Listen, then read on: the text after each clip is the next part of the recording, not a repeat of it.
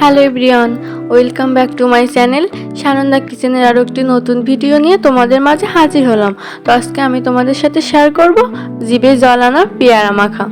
তো পেয়ারা মাখা তো তোমরা অনেক খেয়েছো, তবে এভাবে একবার বানিয়ে খেয়ে দেখো, স্বাদ মুখে লেগে থাকবে। তো চলো আর বেশি কথা না বলে মূল রেসিপিটি শুরু করা যাক।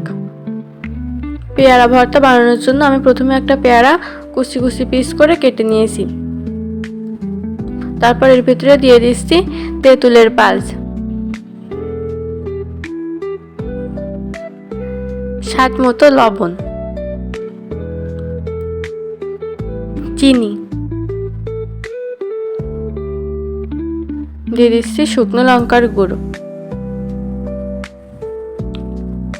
আর 1 চামচ আমের আচার। এবার সবগুলো উপকরণ হাতের সাহায্যে খুব ভালোভাবে মিক্স করব।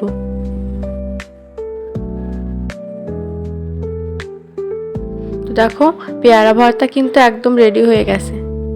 তো তোমরা একবার এইভাবে পেয়ারা ভর্তা খেলে আর অন্য কোনোভাবে খেতে মন চাইবে না।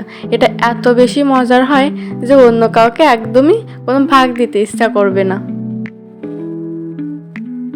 তোমার আজকের ভিডিওটা তোমাদের কাছে কেমন লাগলো অবশ্যই কমেন্ট করে জানাতে ভুলো না। দেখা হচ্ছে পরবর্তী ভিডিওতে।